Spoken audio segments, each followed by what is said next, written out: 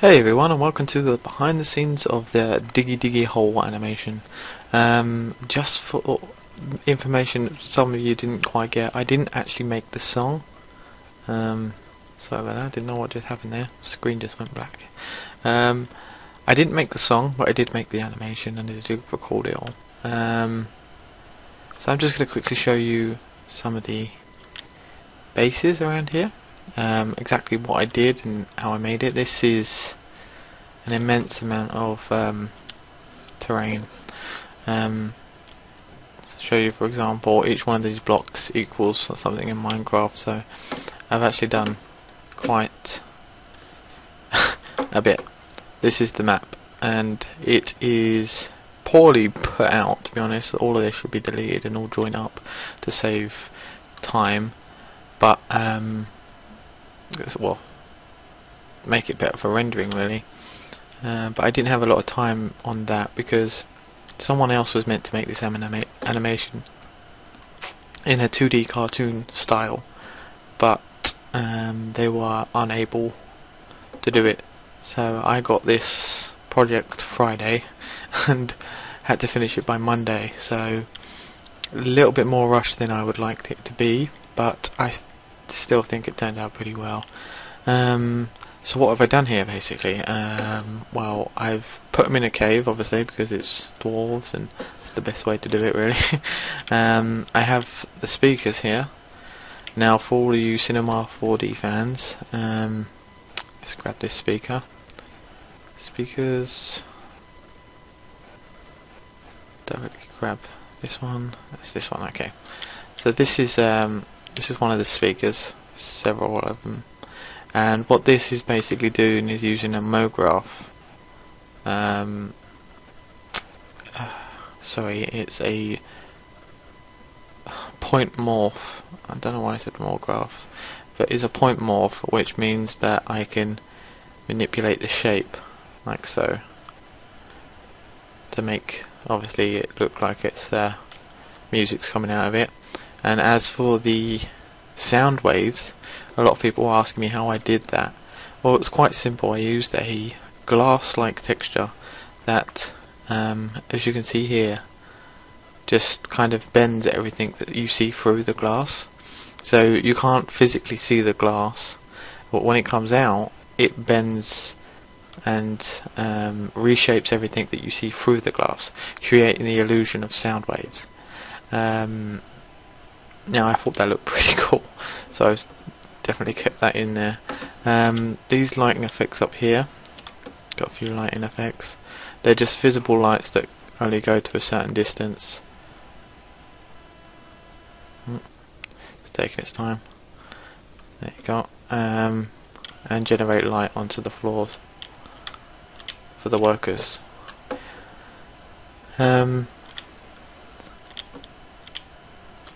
These skins were actually made by a guy called Duncan, who does a hell of a lot for Simon & Lewis.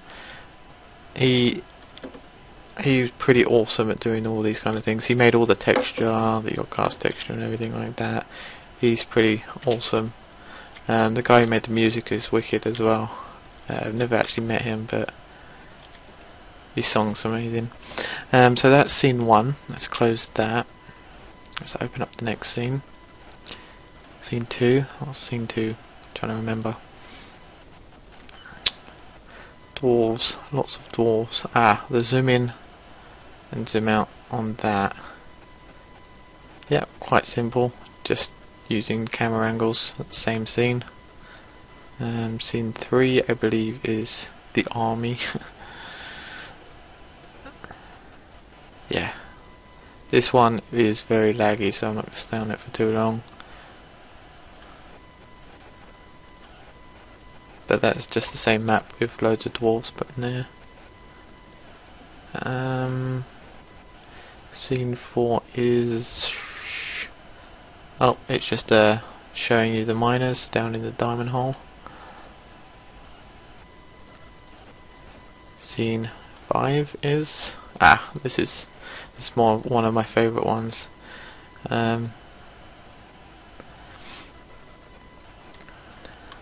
all it is just this little room, tiny little room, and a giant camera. And what's happening here is I've made these awesome looking beers, and this, well, these are all kegs, and these beers actually took a little bit of time to make because I couldn't work out how to make them very Minecrafty. It was quite difficult, and to make the foam I was thinking maybe I should make block foam, but it really didn't look right, so I didn't go with that. I used I said it again, point morph for the beer, as well as this character's stomach, which is down here, which means his stomach slowly fills up as he's drinking, which is pretty awesome. I really enjoyed making this one. The best part of the animation. Let's open the next one, shall we? This one was just simply, I was going to put in a piece of glass to follow the camera, and what the piece of glass would do was wave and create the illusion that there's a lot of heat in the room. If you've ever seen like hot metal or anything like that, the heat that comes off it makes the background look like it all waves and everything like that. But once I tried that, I realised that doing that for a camera increases the time that it takes to finish the render dramatically. It almost times the amount of time it would have taken to render this short clip by 10. So it's not worth doing, to be honest. Okay. 7. Oh no, that was 7. 8.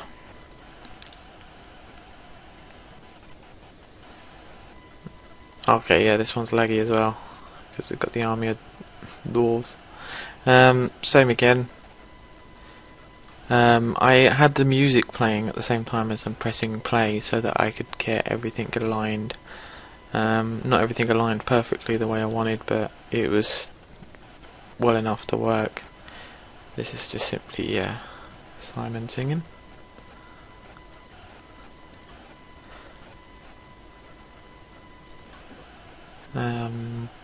What's this one?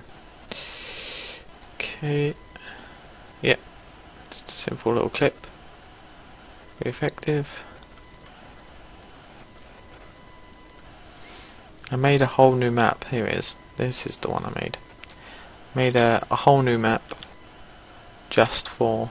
As you can see, I didn't have to cover the bottom bit because all I did was camera angles, and I kept it within here.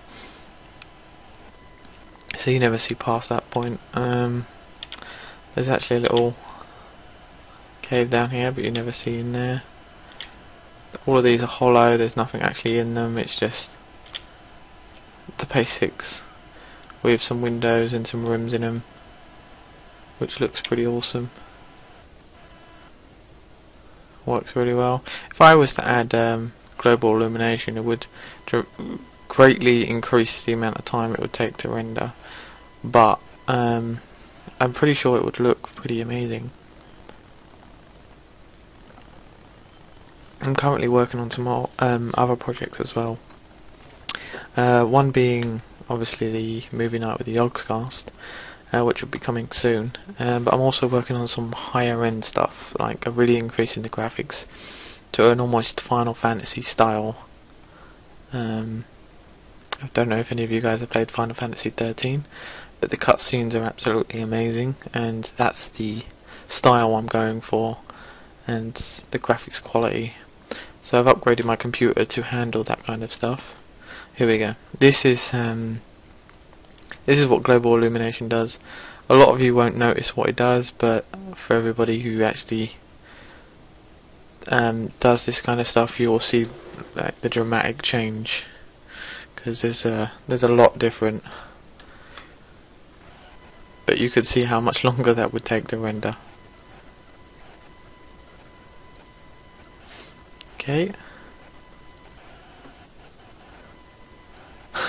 I wasn't going to add this bit in, but my girlfriend saw it over my shoulder and she started laughing.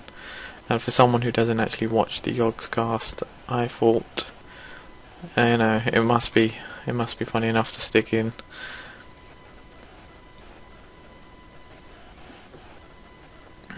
This one I applied a MoGraph to the beer.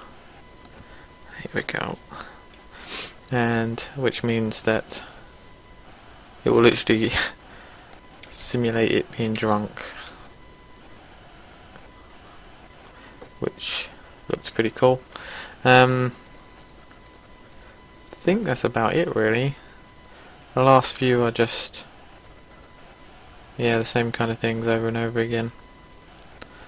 But yeah, the things I've done differently to normal is I applied a lot more polygons because of my new computer. I can handle a lot more.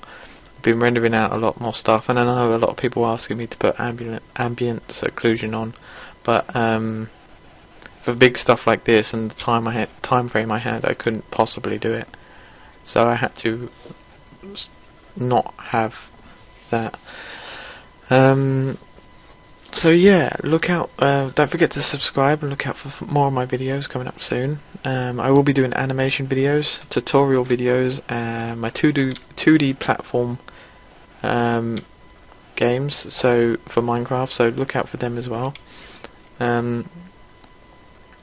Yeah, I think that's about it. Thank you very much for watching, and I will talk to you all soon. Goodbye.